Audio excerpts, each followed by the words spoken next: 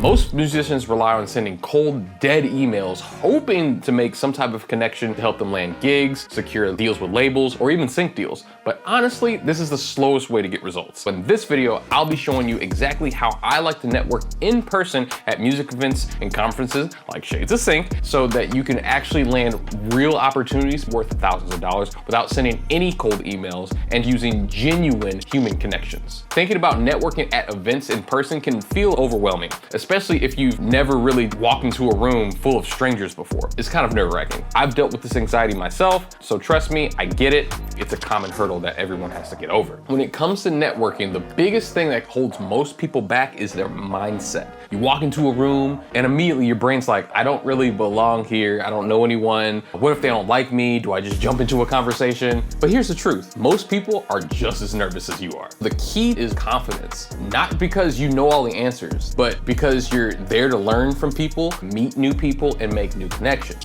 If you do not prepare yourself mentally, meaning what kind of questions you might want to ask, the people you're looking for, you're probably going to miss out on some key opportunities. I've seen people get so caught up in their own anxiety that they end up not engaging and ended up being on the sidelines for opportunities. I've been there myself. I've missed out on plenty of deals, relationships, and opportunities because I was in my own head. So how do we break through this? First, you have to shift your mindset from what can I get to what can I give. Offer value, share knowledge, and focus on building real connections instead of just pitching yourself. Because especially in sync licensing, everyone will have that sales breath and you'll stand out if you don't. Second thing you want to do is to try to prepare your assets beforehand. So whether that's a really cool way to describe your music through an elevator pitch, having some cool electronic business cards with a memorable design, or researching who exactly is going to be at this event. That way, when you walk in, you're not scrambling, you know exactly who you need to talk to first, and you're ready to go. Feeling that anxiety is normal. Everyone has it. But the difference is that some people choose to tackle it head on and prepare for the event, while others stay stuck on the sidelines because they got caught on their heels. But before we start getting into conversations, we really need to focus on something that's even more important that could leave a much larger impression on the people we're trying to meet. If we don't do this correctly, it can ruin our reputation before it even gets started. 82% of people are more likely to remember the last thing you said versus the first thing you said when you walked up to them. So I've developed this really natural framework to make sure that we leave the conversation without being awkward or weird. It's a 3-step formula. First, offer a sincere, genuine compliment, either about the conversation or the person you've been talking to. For example, it's been a real pleasure discussing music production techniques with you, or I really enjoyed hearing about this new innovative approach you've talked about for sync. After that, you follow step 2, which is the follow-up item. Propose some type of action for you guys to connect in the future. Like, hey, next time we get together, we'll do lunch at a place we already talked about. Or I'll follow up with you on an email about that scoring project you were mentioning. After that, you're going to seal the deal with a nice, easy physical signal that the conversation is ending. Everybody understands this, and it's really easy to do. If you use this formula alone, it creates this really nice and graceful exit. It establishes a very clear, definitive gesture of closure. It's direct, it's super polite, and ensuring both parties understand where the conversation is actually wrapping up and ending without any weird awkwardness. Using this approach helps me to end conversations on a positive note while also opening the door for other professional connections in my field of interest. So you've prepared yourself mentally, you've got your assets ready, and you've got your exit strategy planned. Now, the hardest part, actually talking to people.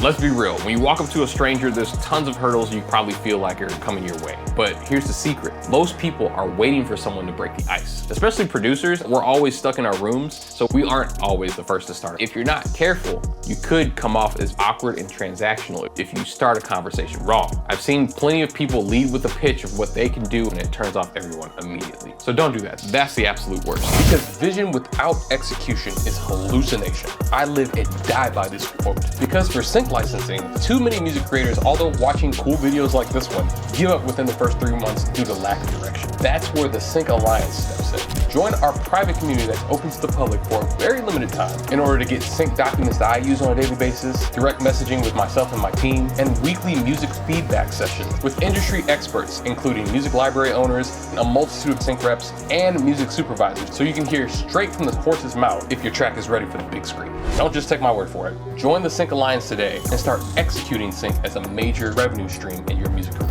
and you might actually get remembered for the wrong reasons. So how do we start this? First, you're going to try to approach people naturally. Don't bun rush them, especially if they're coming off a panel, whether it's in a coffee line or between sessions. This is the most optimal time to do it because you can use your surroundings to spark the conversation. If you ask open-ended questions about their work, what brought them to the event, or something they mentioned on a panel, it's a genuine way to show curiosity about the other person without diving straight into talking about yourself. When you do that, it sounds like you're more about obtaining value instead of giving value. My rule of thumb is to talk about the actual event you're at. It's an easy, non-threatening way to get the conversation going. If you're interested in getting into sync licensing, Shades of Sync is happening on November 8th and 9th. First day is online, second day is in person. You don't want to miss it because we're bringing in all kinds of professionals in the sync licensing area that support BIPOC and women creators because they're such a minority in this space. So it's really cool. It's a movement. It's happening in Atlanta this year. Come through. But here's the thing. Starting a conversation is only half the battle. If you don't have any type of follow-up questions or any way to keep those connections alive after the event, it's like planting a seed and never watering it. So how do we take those initial conversations and turn them into long-lasting relationships?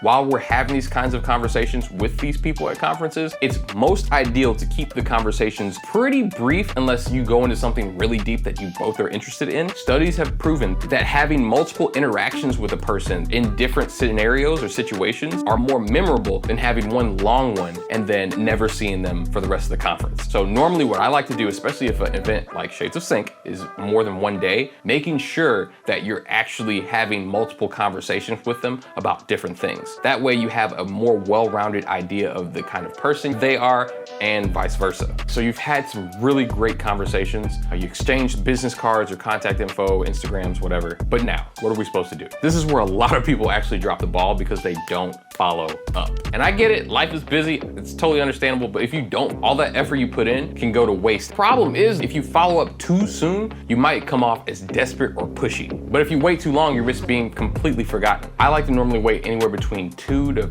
5 days after the event has completely finished in order to reach out. In your message, I normally like to mention something specific that we talked about to help jog their memory, or maybe I've taken a selfie with them so that I can send that as well to help them remember my face. This personal touch really goes a long way. Don't be afraid to reach out to them on social media platforms like LinkedIn or Instagram. Most people respond to those a lot faster than emails, especially with people in the sync licensing industry are more geared towards business. So if you reach out on something that's a little bit different, it might be perceived a different way. That way you can have a more genuine relationship instead of one that's more transactional. And this way you can also stay on their radar because if they follow you back or you're continuously engaging with the content they're making, you'll be top of mind. Starting off conversations the right way, following up effectively, and using social media and tools like that to keep the connection alive, you're ready to go to your next conference to make big deals happen for your music career. But here's the kicker. Even with a solid network plan, if your music doesn't hit the mark for sync placements, all those connections won't matter. And trust me, most musicians are normally missing something very crucial when it comes to music for sync licensing purposes. So in this video, I'm going to break down how you can make your music sync ready and stand out from the crowd so that when the right person listens to it at one of these kinds of conferences, they have no choice but to say yes.